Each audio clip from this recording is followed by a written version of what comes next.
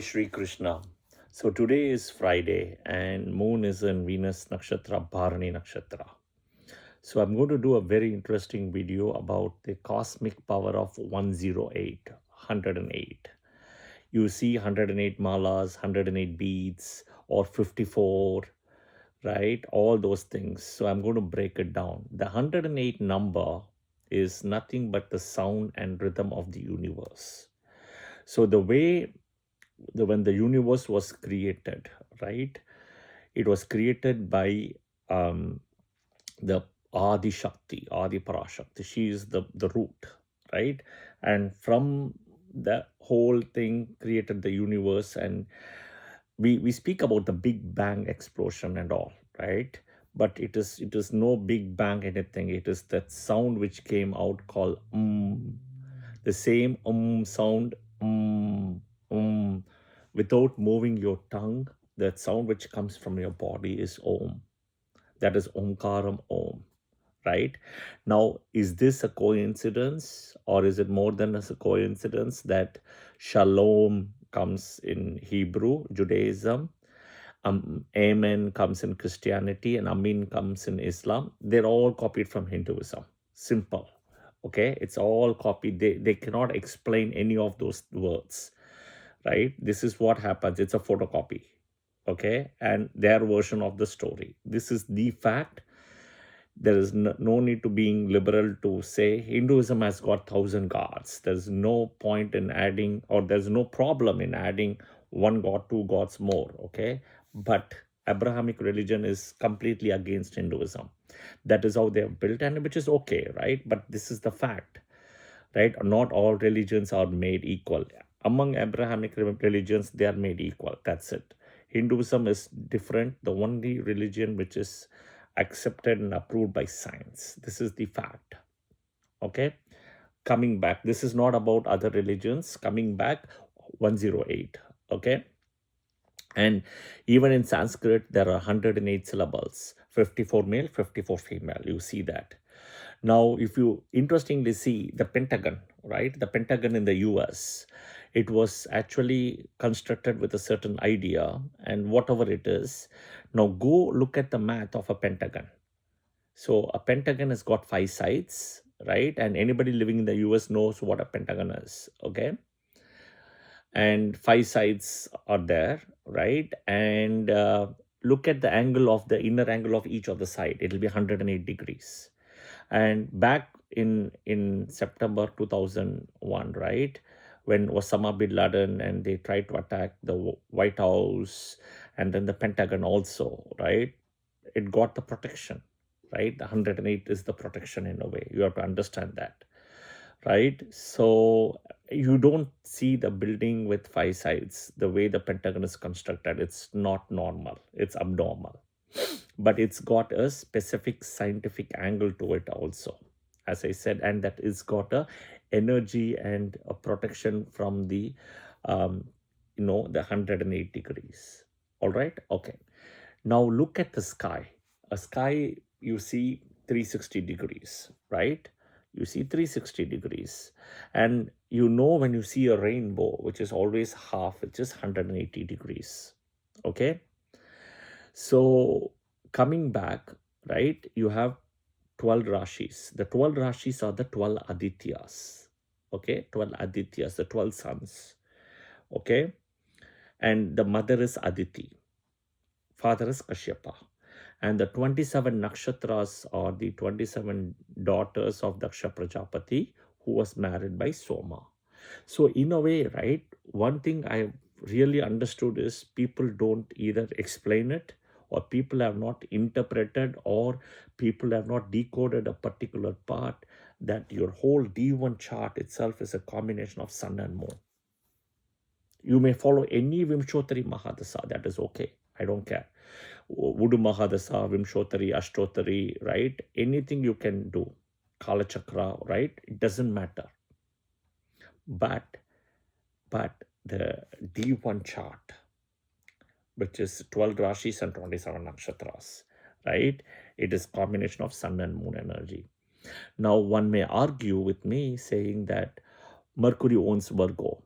Venus owns Libra, etc. But that the ownership and all came back later. Sun gave, right, the balance 5 rashis it owned to the planets, the other 5 planets. Moon gave the balance 5 rashis it owned to the other planets. Okay, so both, that's why you see Mercury's got 2 houses, Venus has got 2, Mars has got 2, Jupiter's got 2, Saturn has got 2.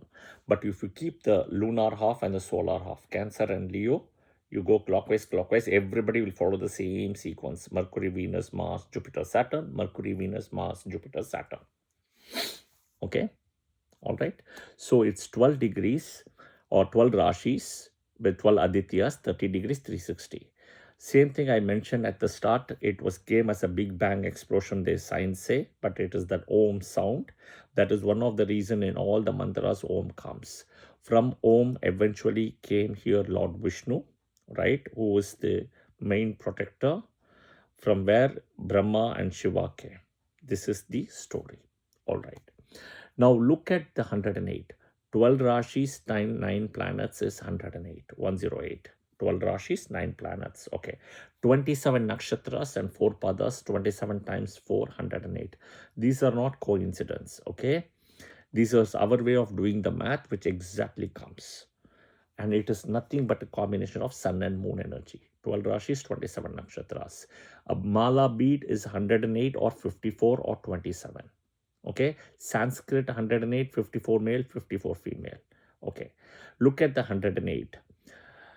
If you look at 360 degrees of the zodiac, which is the entire earth coverage, sun is 108 sun diameters away from the earth and moon is 108 moon diameters away from the earth. What it means is moon and earth. Let's say this is moon and earth. You can put 108 moons before you come to the earth. That is what it means. Okay, all right. Next example, earth and sun. Okay, earth, sun. You can put the entire diameter of sun 108 from the sun point to 108 and you will hit the earth completely. Okay, moon basically is 108 moons in a way, right? Gap between moon and earth. Sun, again earth, 108 suns, right? You can see the gap. Okay, so you can see how the gap between the earth, moon and the sun exactly comes. All right, so even if you do the math, right, see, by science, again I'm giving you this information, the distance between the earth and the moon by science is 384,400 kilometers, which is nothing but 108 times the moon diameter. Okay, moon diameter is 3,474 kilometers. So you multiply 108 by 3474, you will get 384,400. That is between the distance between earth and moon.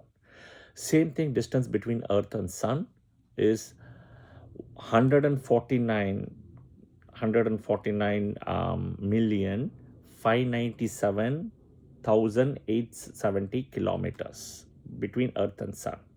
This is nothing but 108 times sun diameter. What is sun diameter? Sun diameter is 1,392,000 kilometers. Same math. I know this is a little bit difficult, but you have to write it down, right? And you have to take your notes, but I will try to put a screenshot of this picture as well for you. All right? Okay. I'll definitely do that. Okay. Next is distance between sun and moon. Distance between sun and moon is 149,213,470 kilometers, which is nothing but 108 times sun diameter. Okay, sun diameter. Sun diameter is 1,392,000 kilometers. Okay. Now, if you read the Rig Veda, okay, if you read the Rig Veda, in the Rig Veda stanzas, there are exactly 10,800 stanzas.